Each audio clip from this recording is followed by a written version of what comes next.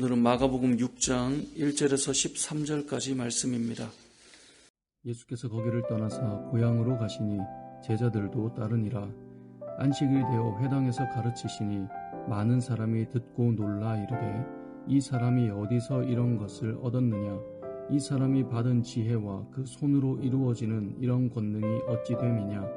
이 사람이 마리아의 아들 목수가 아니냐? 야고보와 요셉과 유다와 시몬의 형제가 아니냐? 그 누이들이 우리와 함께 여기 있지 아니하냐 하고 예수를 배척한지라. 예수께서 그들에게 이르시되 선지자가 자기 고향과 자기 친척과 자기 집 외에서는 존경을 받지 못함이 없느니라 하시며 거기서는 아무 권능도 행하실 수 없어 다만 소수의 병자에게 안수하여 고치실 뿐이었고 그들이 믿지 않음을 이상히 여기셨더라. 이에 모든 촌에 두루 다니시며 가르치시더라.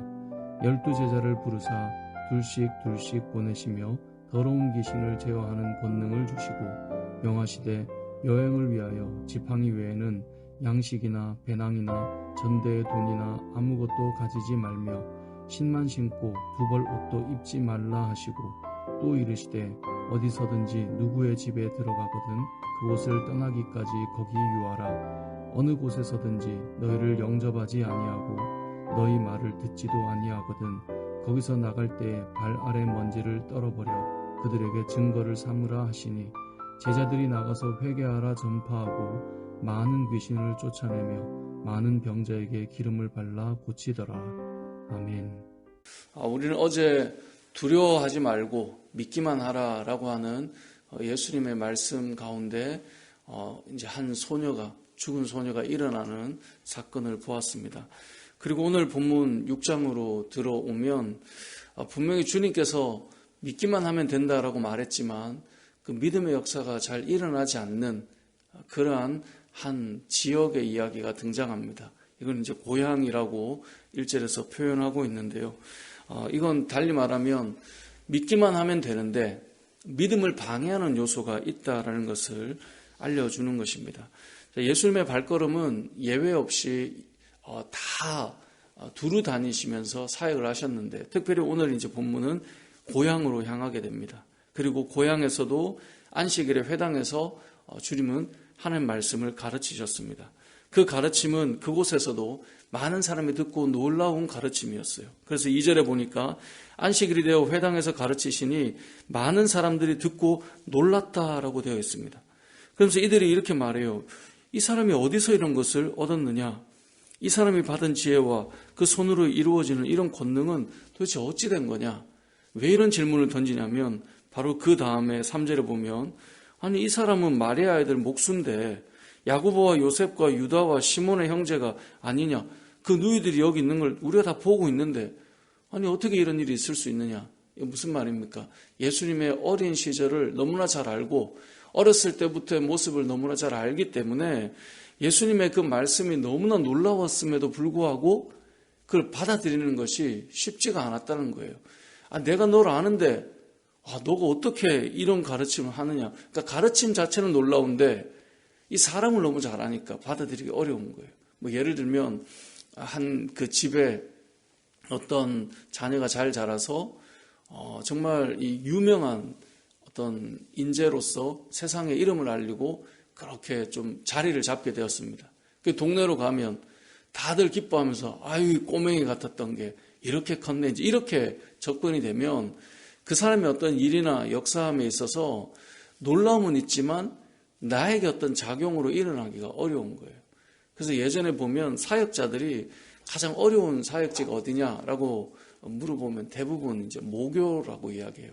어린 시절부터 자랐던 교회에서 본인이 이제 부르심이 있어서 목회자가 돼서 다시 그곳에 사역을 하러 돌아가면 이제 어떤 잘 알지 못하는 사역자가 왔을 때는 어떤 장성한 사역자로서 접근해서 대화를 하고 또 그 사역자로부터 공급을 받기 때문에 은혜가 되던 것도 꼬맹이 시절부터 보았던 그 사람이 목회자가 돼서 돌아오면 아이고 잘 컸네 이런 생각이 자꾸 되는 거죠.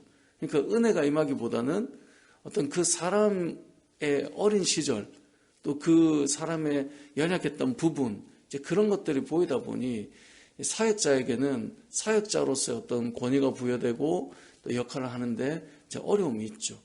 그래서 리더십에 대한 이야기 중에 어떤 리더가 그 리더로서의 역할을 하기 위해서는 사람과의 어느 정도의 거리가 필요하다라고 하는 이야기를 하곤 합니다. 왜냐하면 조금 거리가 있는 사람은 훨씬 더 존경받거나 훨씬 더 위에 두기가 쉽습니다. 왜냐하면 그분을 잘 모르니까. 근데 잘 아는 사람은 어떤 리더의 위치나 또 어떤 사역자의 위치에 두는 게 사람은 참 어려워요. 저도 이제 사역을 하면서 본인이 섬기는 교회에 목사님에 대한 이야기를 듣고 또 그런 신앙 상담을 해드릴 때도 참 많이 있는데, 많은 분들이 존경하는 목사님이 대부분 다 밖에 있어요. 그러니까 저 목사님이 이게 참 좋더라 라고 이야기하는데, 대부분 보면 만나보지 않은 사람, 접해보지 않은 사람, 거리를 둔 사람, 그런 분들에 대해서는 쉽게 존경하는 마음이나 위에 두는 마음을 가져요.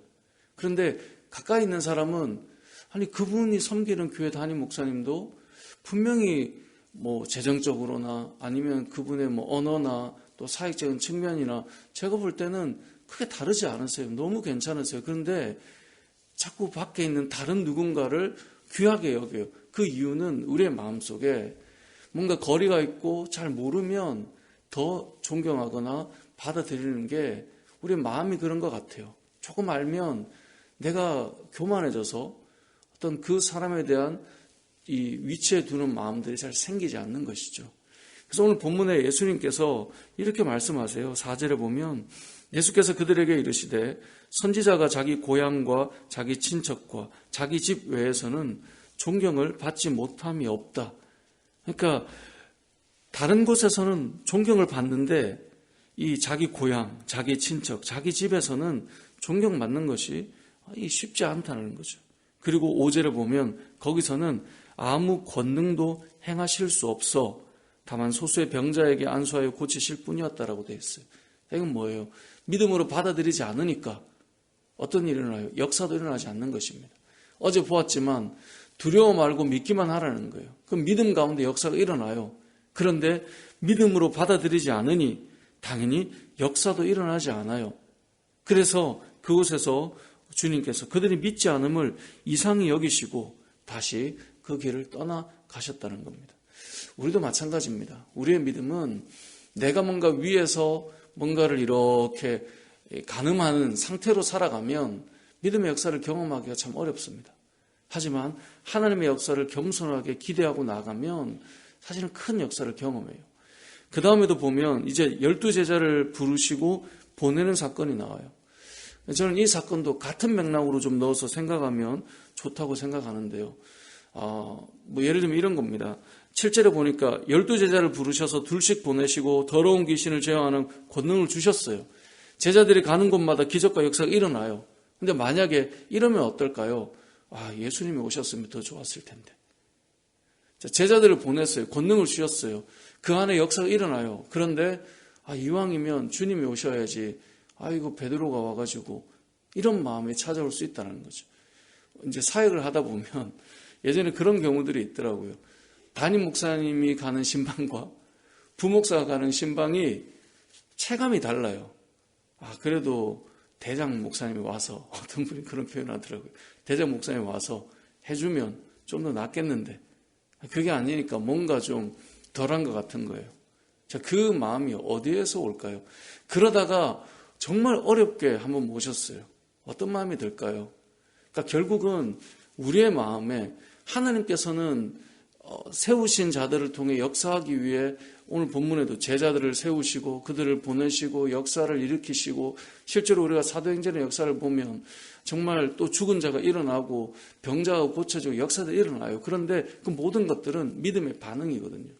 내 마음에 내가 너를 부를 정도면 내가 뭐 굳이 불렀겠어?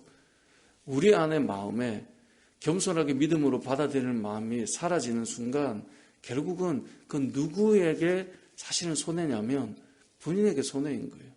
본인이 누릴 것을 누리지 못하고 하나님께서 주실 것들을 경험하지 못하는 것입니다.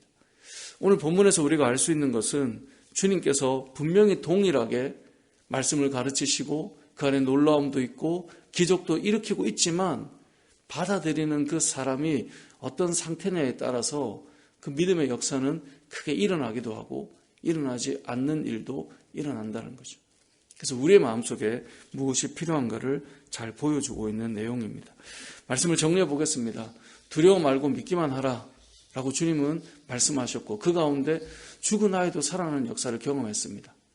중요한 건 그것을 믿는 믿음이 우리 안에 어떻게 작용하고 있는가가 너무나 중요합니다. 저와 여러분이 하나님을 믿는 믿음에 있어서 하나님께서 세워가시는 것들에 있어서 우리가 어떻게 받아들이느냐에 따라서 역사는 많이 달라질 것입니다. 저와 여러분이 주님을 온전히 믿고 또 주께서 세우신 또 사람들을 통하여서 일하심을 믿고 또 주님의 역사를 경험해가는 저와 여러분의 삶이 되시길 주님의 이름으로 축복합니다. 아멘.